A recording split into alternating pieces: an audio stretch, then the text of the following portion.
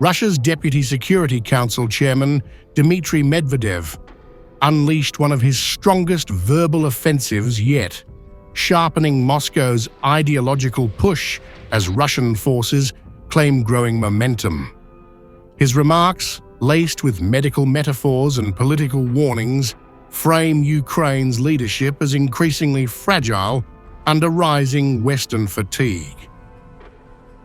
Medvedev referred to Ukraine's leadership as the killer Kyiv clown, asserting that the support line from the West, long seen as Kyiv's lifeline, is weakening.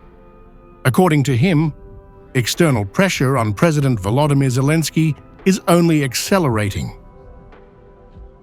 A few days ago, I said that the killer Kyiv clown, KKK, could still jump up and down on the support line of the West, but the pustule in Europe would have to be burst anyway. Looks like the festering is progressing more quickly than could be expected. It's not just an abscess bursting open.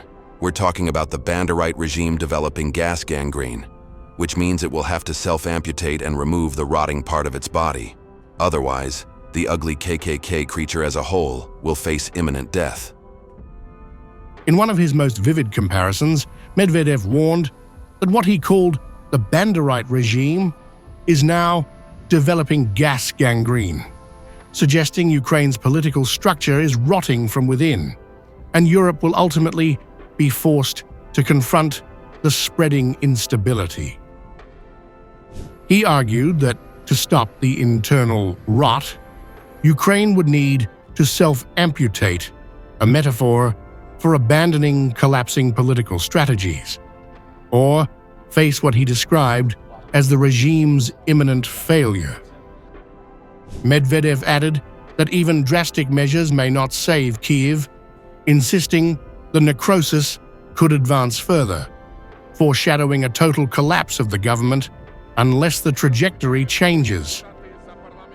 If, however, amputation is not enough, the necrosis will continue, which will spell the end of the neo-Nazi regime in Kyiv. Oh well, good riddance. And the success of our armed forces is the best catalyst for its painful and inevitable demise. He concluded with a stark, good riddance, signaling Moscow's belief that Ukraine's political end is both painful and inevitable. Medvedev said, Russia's armed forces' successes remain the best catalyst for this outcome, reinforcing the Kremlin's narrative of strategic superiority.